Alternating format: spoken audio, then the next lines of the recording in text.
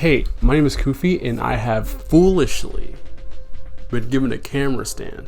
So I don't have to stand my camera weirdly on top of my desk to get to my face level because I am 7 feet tall. This is my only light I have right now. I promise you, you're not trapped in my basement. Not yet, at least. Now that I have you here, can I ask you a question? You know Guilty Gear? Can't answer. For those of you who stumbled in, Guilty Gear is a hit fighting game created by Daisuke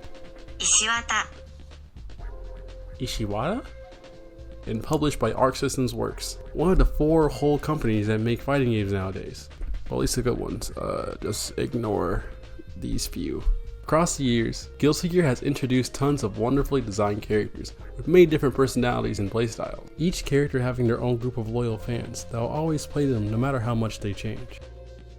In Guilty Gear, and basically fighting games as a whole, there's a thing called balance. For a fighting game to be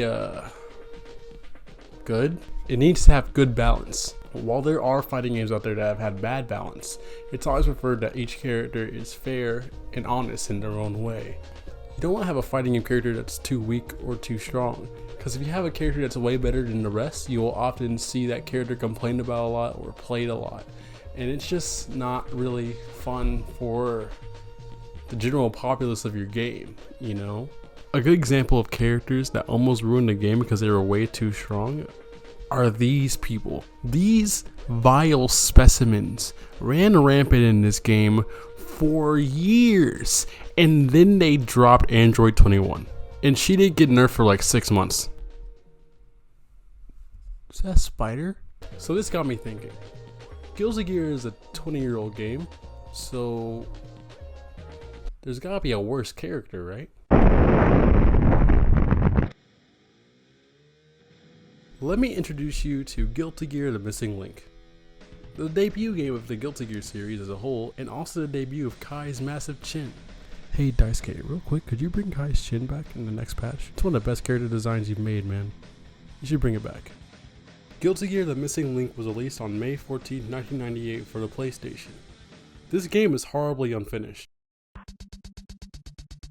Most of these characters have some sort of jank to them, some are clearly on something, others are just plain unfinished. Believe it or not, there are actually 2 characters in this game that can compete for the worst character in the franchise. I figured I'd go over both of them in the video, and I think it'd be fun if you guys in the comments decided which character was truly the worst. Before we get started, I had to explain 3 system mechanics that are crucial to your character being able to function in this game. The mechanics that we'll be going over are charging, charge canceling, and teching. In this game, all but 3 characters have something called a charge attack. For this example, we'll be using Soul's DP input. In order to charge, you do the input for your character's charge move, but instead of pressing the attack button, you press taunt instead. That'll give you up to 3 charges. Next up is charge canceling. If I could explain charge canceling in fewer words, it'd be red Roman cancel, but for free. Basically, you can cancel into your charge animation off of any grounded move. Your charge animation ends the second you let go of the respect button, meaning that every character in this game with a charge can do an infinite combo. An infinite. A combo without limit. An eternal combo. A continue. Next up is teching. Teching is a maneuver that allows you to recover from being in hit stun or from being sent flying.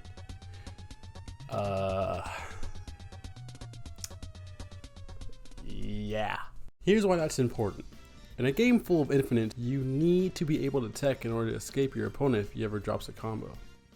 You know in My Hero Academia where the whole plot with Deku is that he didn't have his quirk, and the only way he could get that quirk is by getting it artificially? Sometimes I think about that and I'm like, wow, that would suck. In comes Testament. For Testament's first outing, they had their teching rights removed. Meaning that if you got hit by an infinite, you might as well just put your controller down and start filing your taxes. Just wanted to clarify, you can't tech infinite combos. That's why they're called infinites. But with Testament, him not being able to tech makes it to where he has to respect a lot more stuff. And some of the stuff that he has to respect is fake. Yeah, basically he just has to respect fake stuff. And some moves that often wouldn't be effective against any other character on Wake Up are effective against him on Wake Up because he can't tech. Yeah.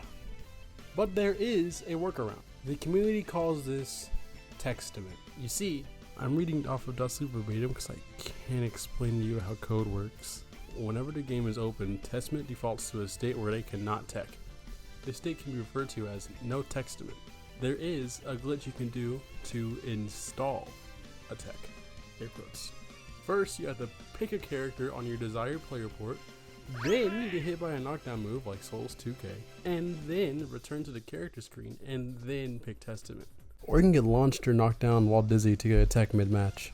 But I mean, like, bro, just pick any other character. Like, even if Testament was good, this just seems like a lot of work to just play him. Honestly, I don't think the average Guilty Gear player even has the capacity to remember all these steps. If you're an average Guilty Gear player, let me know in the comments why you play this character. And why I'm an idiot. I don't know how to transition, so we're just gonna move on to the next character. Patinkin, here he is. Yeah, the worst character. Yep, everyone give him a round of applause. Yeah, cheer. While there are some characters in this game that are plain unfinished, Patinkin's actually a complete character. He's just dookie dog water. Like, a lot of his moves are painfully slow and have really bad frame data. I'm gonna put a comparison between Missing Link Patinkin and Guilty Gear Strive Patinkin. And listen, Patinkin mains, I know you could downplay your character, but just remember, you could have been him. You could have been this guy, and you deserve it. You deserve everything that happens to you, by the way. I just want you to know that, because PRC Pop Buster should be illegal. Side note, his profile picture makes him look like he's in an intense goon session right now. Like, bro's about to Patinkin bust like never before. Patinkin has great damage, but he's relatively outmatched compared to the rest of the cast. Like, his damage doesn't really matter that much if you can just put him in an endless combo. Another issue with Patinkin is all of his long range normals or knockdowns are immediately techable, so even when he does get a hit, he's not really able to capitalize on it. Like, Patinkin is so bad that his own Dust Loop editor is roasting him in his page. There are no redeeming qualities about this character. Like, at least with Testament, there is some kind of workaround to where that could be a functioning character, but with Patinkin, like, the first thing you see is just like, he's horrible.